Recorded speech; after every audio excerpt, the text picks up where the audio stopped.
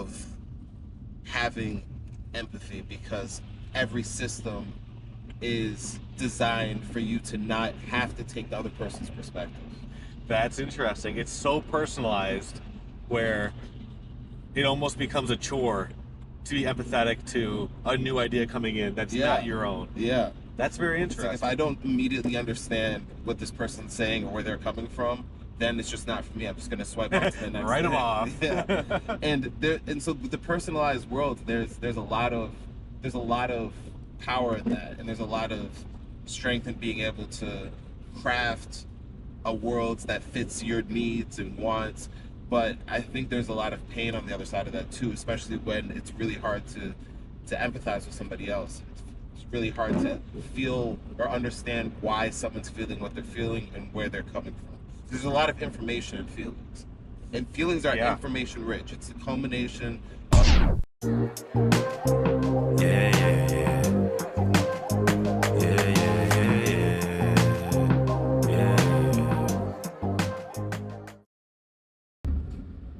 live. Crap. And we are live. We are live. Back in. Back at it.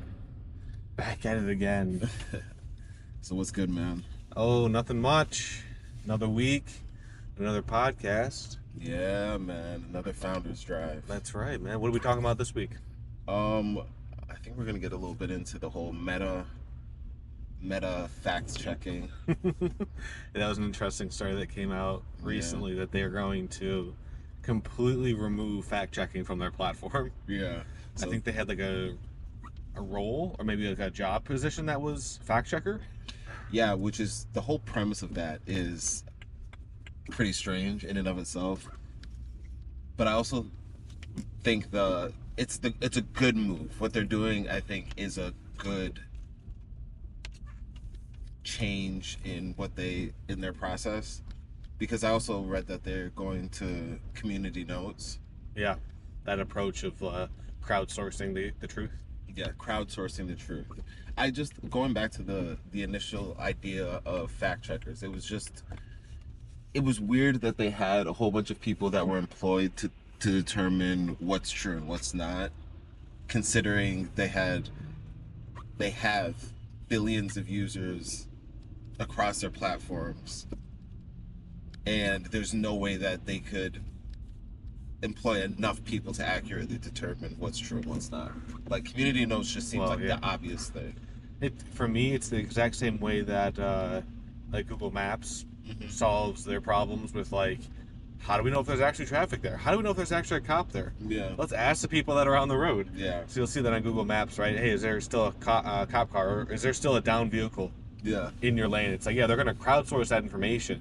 Yeah. Because they know that, like, relying on a police report to come in saying, hey, we removed the vehicle, or something else is just super unreliable. You could just crowdsource it. It's unreliable, it's slow, and it's probably not true.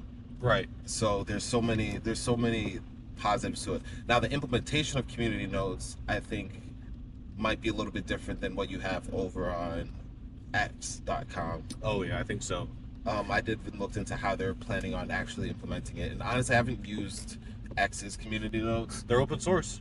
They're open source. Yeah, so that's even more level of transparency around, like, who's able to contribute, who's contributing, and then, like, what are they actually saying when they contribute. What does that mean when you say it's open source? You can go in and see, like, who actually is contributing the truthful information to the repository of community notes. I think they track, like, who's actually in there providing justifications for, like, hey, this post, like, this person said this, but it's not actually true. Like, who actually comes up with that information? I believe it's an open source repository. Have you left a community note? I have not. I haven't looked into that. How do you get, like, verified to do that stuff, or how that works? But I do remember Elon talking about it being like an open source repository for people to. When you say open source, are you saying that as an analogy, or are you saying that literally, like, there's an actual? I think it's repository. Yeah, I think it's literally. I don't know what it is off the top of my head. Stuff in, like. Again, I don't know if it's like checking stuff in, but, like, I think there's like. Is it on the platform?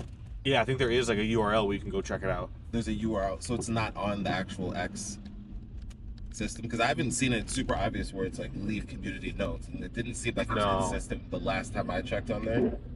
where like every post had a space where it's okay, I just want to leave a community note and verify that, Oh, or is it something I that saw it more bounces of like the Wikipedia editors were like, okay, we're gonna give a certain amount of people like access to like edit the Wikipedia or like the community notes, you? Okay. like that kind of thing. I'm not 100% sure, but it's something to look into. Is like how the open sourceness of the community notes and how like transparent that is, because the reason you're doing that is that you don't have like one entity saying like, oh yeah, like this is the truth. Like Meta, even if Meta was to do, fact checking, it's like Meta the entity saying this is true or not, versus like the community saying this is true or not. I think there's a really important distinction there between like, is it actually, open source, and in that way it would be figuratively, is it actually disconnected or decentralized from the place that's giving you the truth, or is it, just another team that they own that's saying no, no, this is the truth. Right. Yeah, that's something that maybe we go and do a little bit more digging on it. I remember a long time ago I had this app. We didn't get past the MVP stages, but we had this app called Pective, Yeah. and it was essentially a play on the word perspective, and it was built to with the same goal as community notes, where if somebody posts, you could post an opposing view that's coupled with that same post, and people could then go on a different thread and basically Consume comment on both. that. Yeah, Yeah, yeah. exactly. And so like the whole idea was that people would be encouraged to have like the both sides of a view. And so I mean, for just practical reasons, it's something that we didn't actually end up being able to scale, but the idea was around the whole idea that if you're looking for truth, you need to have multiple perspectives Yeah. in the same area, because right now they're siloed and they turn into echo chambers, and it's just hard to get at the truth unless you actively invite opposing opinions and Yeah. opposing thoughts to actually duke it out and communicate. And Yeah, and having an That's open all. mind around that stuff is like super important. I know Meta's getting like, a lot of backlash right now for just kind of like following the tides of the social um, pressures to either like put a bunch of fact checking in or take a bunch of it out. I know Zuckerberg has talked about him like learning from his past mistakes of like just saying, "Oh yeah, the administration said this, I have to go do it," and really like taking like a first principles look at, okay, like, are what they saying actually true? Do they have an agenda? Like, how should we actually play this as a um, platform that billions of people use every day? yeah, It's very interesting that you mentioned like the echo chambers. I think it can get extremely, it can actually get magnified. yeah, The more you kind of like engage with the posts on those feeds that you, I guess, are in agreement. I guess it would be in agreement with or disagreement with, but those echo chambers get magnified as you start engaging with content that amplifies that echo chamber. And it's just interesting that like an app like Pective, I think there is still a large market for it where you can invite different ideas into your world and challenge like, hey, do you actually think this? yeah. Or is it just like yeah, like I saw it on the platform, so I have to believe it? Yeah, it's more of it's and the Pective idea to me is more feature than it is product. Sure. But yeah, I think like I agree with a lot of what you're saying. So with that being said, do you actually believe that the move away from specific fact checkers and into a more community style mode of communicating is a healthy evolution? Is it a healthy Yeah. step in the right direction? Absolutely. I think that's definitely the way that things need to go. But there also is that line where it's like there are pretty objectively wrong things that I think we would all agree that, like, yeah, we shouldn't allow that on the platform. I think there still needs to be some kind of centralized way to report that stuff and to take it down. But if it's basically in the gray area in between, I think they should just let public decide, hey, is this something that, we want to start allowing or not allowing, and just let the communities that are using the actual product determine that stuff. So I It's think always on the I think it's fringes, good. though, right? What do you mean? Like it's always on the fringes when we where the actual argument happens, because the gray area can be pretty large, but when somebody's like, okay, that's just black and white, and then somebody's like, no, that's actually more gray, that's when the whole tension actually comes in. So I don't know if there's an immediate use case right now, because I think that there are certain things where people are like, hey, that's just like objectively a lie. But then again, there's still debate between flat Earth and that's true, right? Yeah, I think on like a from a very holistic standpoint, I think as much transparency and as much power as you can give the people that are actually using the platform, you should. Okay. Like, to me, it's just like, as a baseline, that's what you should be defaulting to, instead of it being like, we're going to control every post that goes out, we're going to make sure we proofread everything that goes out. Yeah. It's I would much more prefer an open product. It's not even practical, and to me, it's, even looking back on it, it's kind of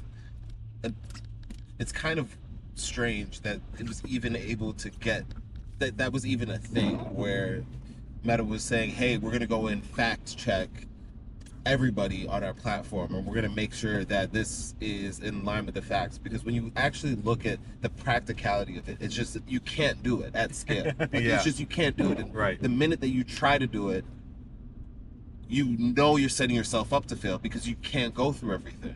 And you're going to purposely take down stuff that's false positive. Right. And then you're going to be labeled as a, person that's trying to bury information, and so someone's going to look at that and say, oh, you're choosing sides. Yeah.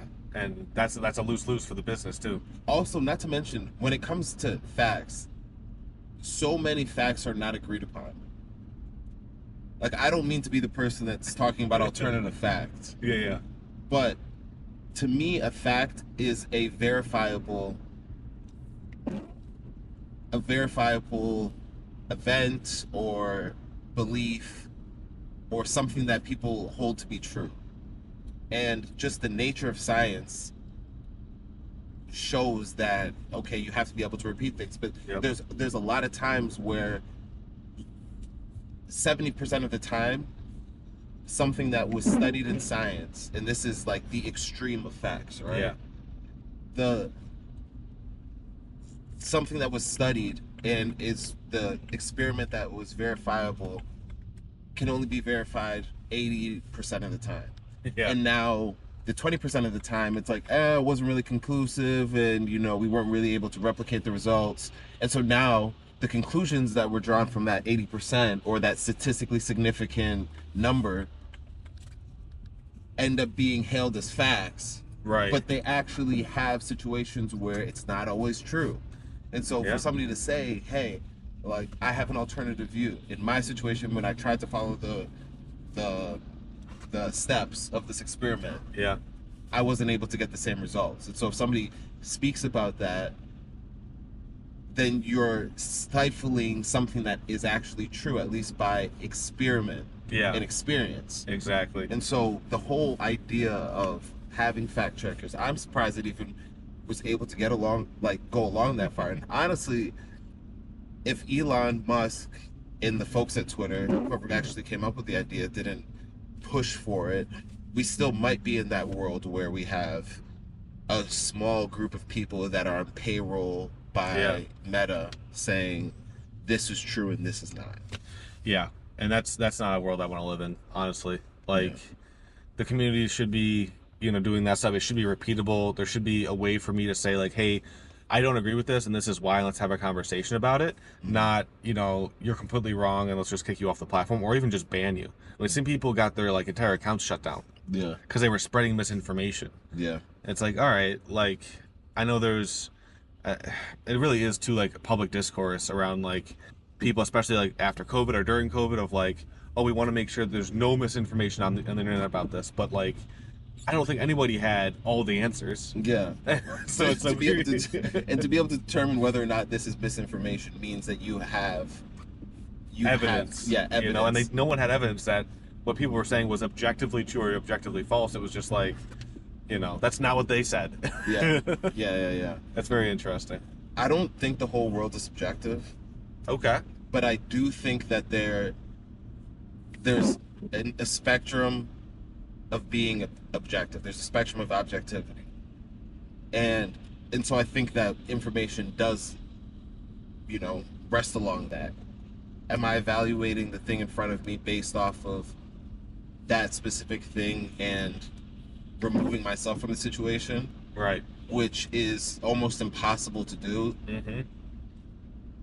There's so many situations, especially in science. To me, science is the threshold, especially physics, because I'm not a physicist, but it's something where they're verifying against the physical reality, which is the thing that we probably seem to be the most true. Again, there's people that are. This is a whole rabbit hole of a discussion around metaphysics. It is, and we'll love keep it. And we'll keep it tight. But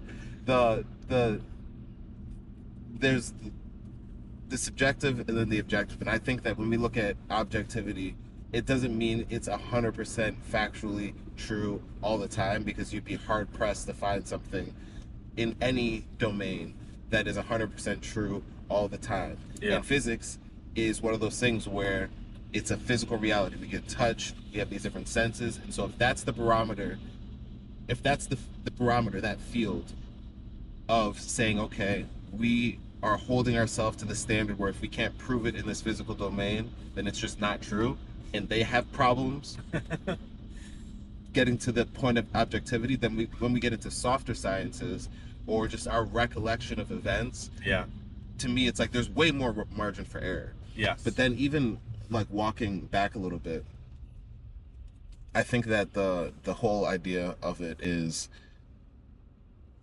like with community notes, is we're like, actually, let me take it in a step back. I heard somebody say recently that our memory is not us, our memory is our imagination.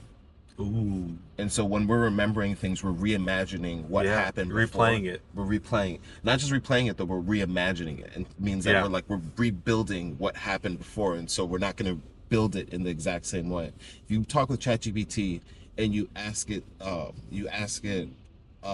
generate a story or answer a question, and then if you ask it to do it the exact same way that it did it before, repeat yourself exactly, then it's a lot of times it won't do that. I'm sure if you give it like a 1 or 2 word sentence, or you give it like a 1 or 2 word sentence or an idea, it might repeat itself.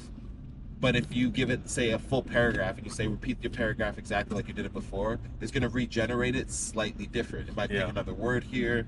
It might give a better answer, but it's hard to get it to give the exact answer again. And that's just like with our brains. It's really hard to reimagine a previous thing that happened, and so there's always that room for error.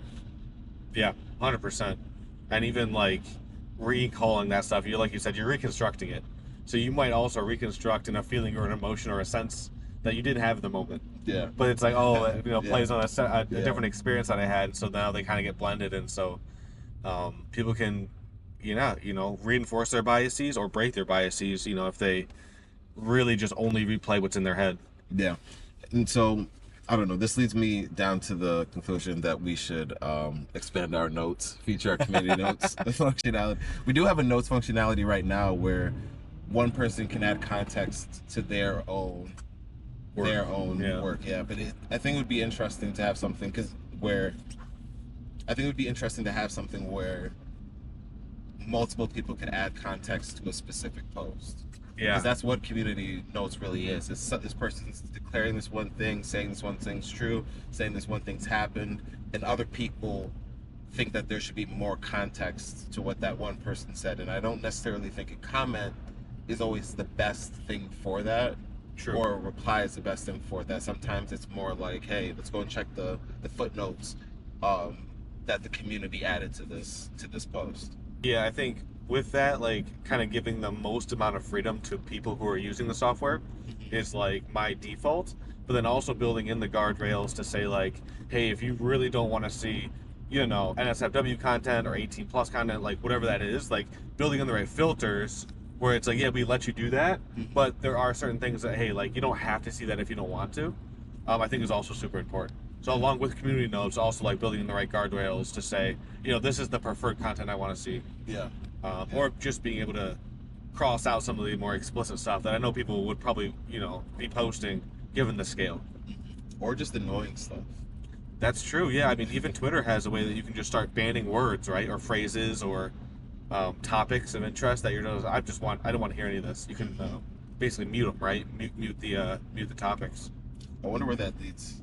When you have this ability to completely shape your reality. Your own echo chamber. I Yeah. think that gives people an enormous responsibility that a lot of people don't realize. Is the fact that when you build your own echo chamber, you have to make sure it's not a perfectly round echo chamber where everything's just going to be bouncing around you. You know what I mean? Like, you're going to have to need some angles, some edges where things are going to, an idea can come in and be deflected in a way that you never thought about that before. Yeah. Or it could change your worldview in a way that's for the better. A lot of people build their echo chambers with only what they are comfortable with, and becomes a perfectly round globe. Yeah. That an idea will come in, circle around forever. Yeah. And you'll never think anything differently. Well, yeah, especially if you don't have any context to see that you've seen the world differently. I think going back to that too is sometimes people build a world. Sometimes the world will be built for you. Your world will be built for you. If you don't take enough initiative. Mm-hmm. Happens in almost everyday life. Yeah. Oh man, there's so many things. There's so many ways that we can go down. There are a lot of things here. I think the one thing that we also talked about here that it may or may not have a tangent here, but when you're, I guess, looking at an opposing view, kind of like these community notes, and you see something that you're like, oh, I don't agree with that. Mm-hmm. I guess walk me through what you think in terms of how like empathy plays into how you approach that conversation. Like, do you look at that and go, "You're stupid"? Just write them off. Is there a meaningful amount of empathy that you use when you approach that kind of conversation, or is it not in the headspace? I think the very idea of the thing that so I think every time we invent something new or we introduce something new into the space, it's done with good intention. There's a lot of good that can come along with that thing that we introduce, but there's also the opposite that we introduce. Yeah. And so it's like basically a long way of saying with every good there's bad. Okay. And so as just a business or a products person, the interesting thing about that is that it almost creates this perpetual momentum where there can always be areas for introducing products, introducing solutions, because every time you solve something, you introduce more problems. Sure. I think with personalization and how, as we move in the direction of more and more personalization, we also introduce this whole echo chamber silo problem that we have. Okay. And I think that comes with the difficulty of having empathy, because every system is designed for you to not have to take the other person's perspective. That's interesting. It's so personalized where it almost becomes a chore to be empathetic to a new idea coming in that's not your own. Yeah. That's very It's interesting. like if I don't immediately understand what this person's saying or where they're coming from, then it's just not for me. I'm just gonna swipe on to the next. Write them thing. off. Yeah. And so with the personalized world, there's a lot of power in that, and there's a lot of strength in being able to craft a world that fits your needs and wants. But I think there's a lot of pain on the other side of that too, especially when it's really hard to empathize with somebody else. It's really hard to feel or understand why someone's feeling what they're feeling and where they're coming from. There's a lot of information in feelings, and feelings are information rich. It's the culmination of all of our senses, the data that's coming from all of our senses, and the position that we're in. And I think it's way more informative than the way that our conscious mind processes information. I think just kind of jumping off of that, one of the reasons that I know that I'm building, a platform like Constance is for the connection that you're going to get with other people on the platform. Yeah. Not just as like a textbook where you can read the information and then either remember it or forget it. Yeah. And so much about that connection that you have with somebody else is understanding where they're coming from. Yeah. Even if it's not an empathetic, response for what they might be arguing for, what they might be going through, even just being able to connect with somebody, you need that amount of like, oh, this is another person. Yeah. And so that I think is also super important. When we want to build an entire platform that's personalized to these people, that are in there to do creative work, how do you also get them to connect with an audience if everything they're seeing is just what they want to see? It's a very interesting problem to have. Yeah. That whole idea of there's another person on the side of this is and fostering that connection in the right way. Yeah, it's the world is relationships, and right now the most complex thing to relate to is another person. Yep. People are saying AGIs, we're right there. To me, we're not. It's powerful, but another discussion. Yeah, I think we're 24 months into 6 months away from taking our jobs. So, yeah, but being able to relate to another person is something that's powerful, and I think that being able to do that is the basis of just success. Yeah. Because I think a lot of means to success, a lot of paths to success rely heavily on other people. Yes, absolutely. Name an industry, and there's usually some person or a group of people that are necessary for you to get to that outcome of success. Yep. And so it makes a lot of sense that being able to have empathy is important. And I think that also couples a lot with the whole emotional intelligence discussion and EQ. And I think a lot of people do talk about it, but I think the frame of mind always moves towards, I need to be compassionate about this person on the other side. And that means I have to be nice, and that means I have to defer, or it means that I have to put that before work or give up logic. Like, I think a lot of people think that, but to me, emotional intelligence, which it's so obvious because it's in the name, but emotional intelligence is being able to use your logic around emotions. Right. And that can be tricky because emotions can be very, very scattered all over the place. And so people that are able to apply logic to emotions can go even further. Because, for instance, if you're talking with somebody who's being very emotional, then being able to pause for a second and say, okay, where is this coming from? What do I need to do what's the best way to respond in this situation? Now we're starting to apply our logic to an emotional setting. Yeah. And that's where the separator is. If you're talking with a customer and the customer is saying no, a logical person will say, they said no, they don't want this. Or their logic might lead to the conclusion, they said no, so therefore I need to push harder. Yeah. An emotionally intelligent person will say, they said no, where is this coming from? Yes, it's like, do you want to be empathetic to the person or their problem? Right. And I think there's a big distinction there.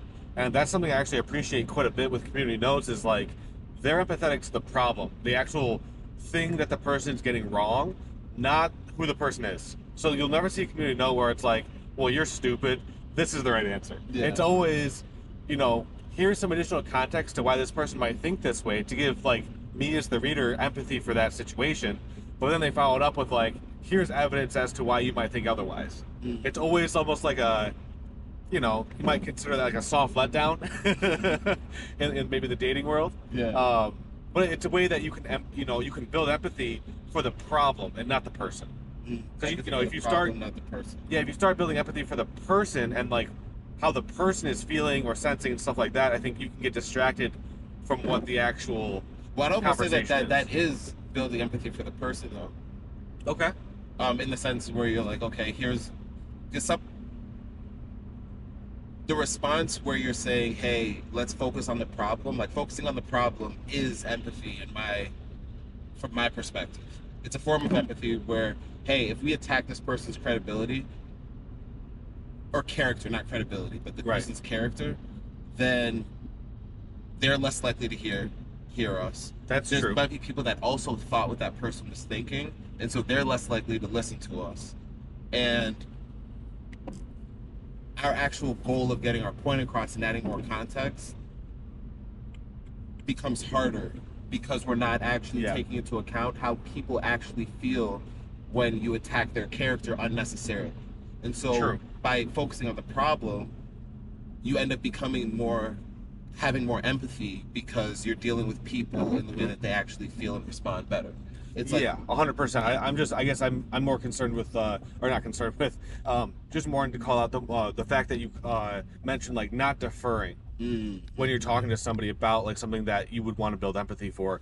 I think you could end up you could end up in a situation where you start talking about things that aren't really what the problem is. Yeah. It's really how the person's perceiving what the problem is, and then you get to the spot where it's like you're going to offer a solution for something that wasn't the problem to begin with. Yeah. You know what I mean? Because you're not focusing on the right thing.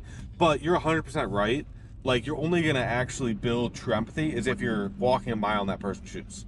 Yeah. And that is, understanding how they're feeling with the problem. Yeah. So 100%. Yeah, and it also doesn't mean that knowing what that person feels doesn't mean that you have to agree with what that person is Correct. feeling. It's just getting more context. This one guy, I can't remember his name. I think he's the everyday spy guy. The guy okay. that, yeah. He had this interesting view on perspective versus perception. Okay. And he described perception as how you're seeing the world. So what you see is real. So my perception right now is I'm in the passenger seat right now, and we're talking and I'm seeing this car in front of us, but I'm viewing it from this side. You have a different perception from the standpoint that you're driving, and so you're paying attention to different things. Let's hope. Your worldview is prioritized slightly different, and that's also true for the person listening. You might be at your computer, Yeah. you might be working out, you might be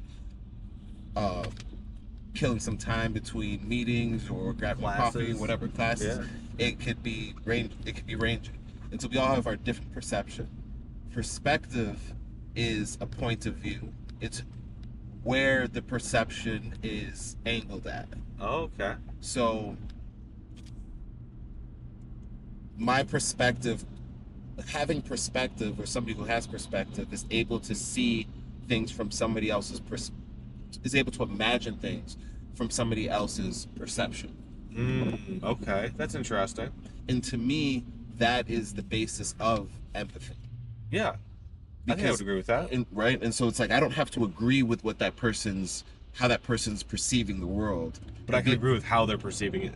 and by understanding how they're perceiving it, Yeah. if we're disagreeing, then I can maybe understand how we can build a bridge to agreement, or understand, hey, maybe we're not going to see eye to eye on this in this thing, because that's another thing too, is we don't always have to come to this place where we're hugging and we're all smiles and kisses and we're tasting rainbows.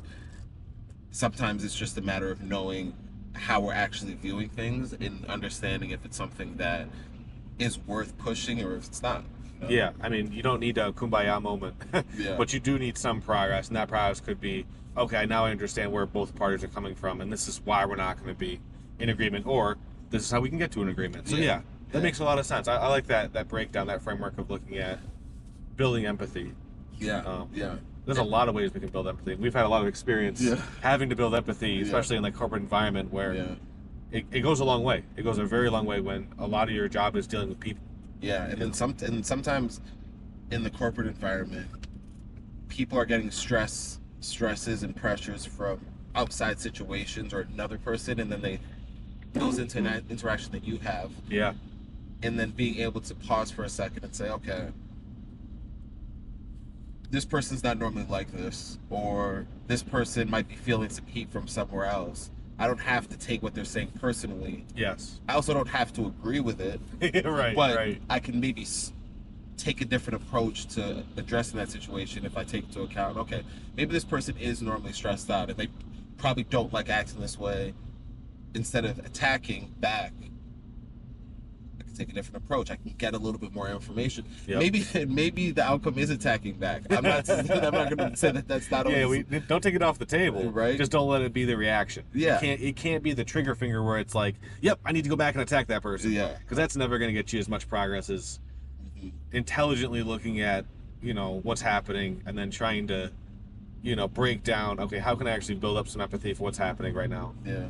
Another thing that I heard that was pretty interesting was how it's the basis of sales too.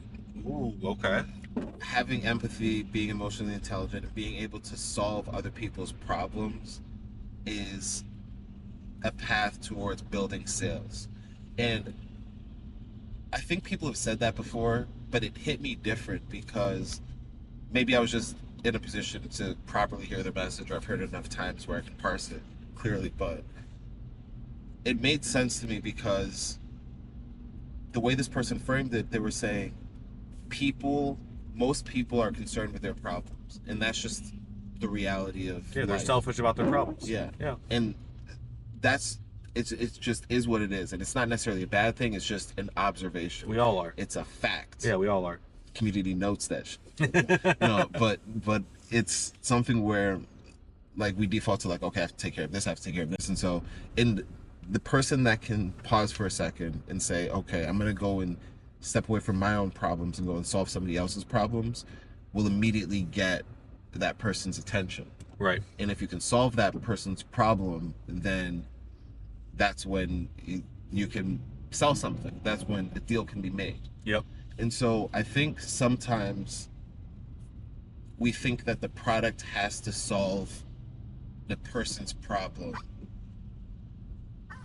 for you to be able to make the sale and get something in return. But a sale is really just an exchange of value. Like, I can solve your problem and give you value, and then maybe you can help solve my problem and give me value. Buy my product, or look at my product, or sit down for a meeting, or whatever that might be. But I think sometimes, especially in the tech world, it's like this specific set of code, I want you to have this problem, and I want you to fix it. But sometimes people can't even comprehend that what you're showing them might be worth something in their lives if they can't even get past the problem that they see as their problem. I don't know if that's making sense. Yeah, I think there is definitely something there where if somebody comes to you with a problem, it's always good to reassess. Is this the actual problem? Yeah. Or is this aligned with what I see as the problem? Like, that's a more important one, is like, take your own accounting of the situation, and do you see it as the same problem? Okay, cook on that. I think there's like and I had to deal with this quite a bit in like the corporate world, but being like the informed captain of like, I know what's going on, I know how the product works, I know kind of the architecture of what's happening here. Somebody might come to me with a problem, but I already know either I'm going to solve it in this way, or it's not a problem because I've done my research and like nobody goes down that path, or any number of things where I have different information than the person that's bringing the problem to me. And so routinely I would just pause, relook at everything at the 30,000 foot view and just say, hey, is this actually the same problem that we're seeing? And sometimes it is, and it's okay, this person brought a legit problem, let's go ahead and see what we can do to fix this. And other times it's, yeah, I mean, they think it's a problem, but it's not really a problem, and here's why. So just making sure that you're aligned on what the actual problem is can go a long way. Yeah, no, of course, that can, especially in that setting where the default can always be, let's do work. Yeah, a lot of that stuff is not actually thought out. It's, I need to cover my own butt, so let's make sure you do the work to cover me. So yeah, I think there's definitely a lot of tangents there, especially with emotional intelligence. Yeah, I think in the context of a sale, or the context of doing some form of business with somebody, yeah, I think that also, what you were saying, we've heard that so many times when people say, build something that somebody else wants. Yeah. Build things that people want. Yeah. To me is like that saying of like, oh, if you just knew what their problems were, you would just build for them, and then, that's how you can get a sale. Yeah, and to me, it's very transactional, but transactional is not necessarily the right word, because I think transactional can be a good thing, but I think it's a limited transaction when you say build things that people want. Because sometimes I might want the thing that you have, but I don't know I want it because I'm more focused on my problem that That's I have true. right now. That's and so true. if you solve my problem, then I might be have more bandwidth to actually listen to this thing that might actually make my life better, or it might be a problem that's not necessarily immediate. But Or if you think that's the highest problem and I solve it for you, I might be forfeiting the opportunity to solve it in a different way or with a different solution. okay, say that one more time, because I want to make sure that we're saying the same thing. If Or I am make sure that we're saying building a product or a solution to fit the problem that you've identified as a customer or as a customer, okay. I may forfeit the ability to solve the problem in a different way or with a different solution that could either have us be in an ongoing relationship, Yeah, or with a different angle where it's like, oh, like this is going to tie in your experience at work and help you solve it, right? There's like other stuff that I would be forfeiting if I just say, oh, this is what the customer said, this is how I'm going to solve it, and we're done. yeah. So just to make sure that I'm hearing you correctly, if I only see the solution to my problem as if you only see the solution to my problem as a customer as you giving the product that you've made, then one, that might actually, I might be like, that's not what I'm looking for, I'm done. But then two, even if I do accept it, it might be a one-off transaction as opposed to like a recurring relationship. Yes. And You're probably leaving value on the table. yeah. No, that's I think a really good observation, because again, in the tech space, it's build things that people want. There's so many, and that's a cool slogan, but the actual practical application of that, there's a lot of room for misinterpretation. There's a lot of things that could lead to limiting beliefs on what an actual sale is and what actually producing something looks like, what a transaction actually looks like. Yep. And an opportunity for building real relationships with people, because again, it's like if somebody goes to a doctor and they have a problem, they might, or the dentist, you have a toothache, you want the dentist to fix that, make that pain go away. That's your problem, and you can't even listen to anything else until that problem is fixed. Yes. And so that transaction normally ends at okay, you're gonna pay for this well, actually, this is actually pretty cool. So that transaction doesn't end at, hey, I'm just gonna fix this toothache. Sometimes it does, but a lot of times it doesn't. What it actually looks like practically is, okay, that just helped fix my toothache. I feel way better.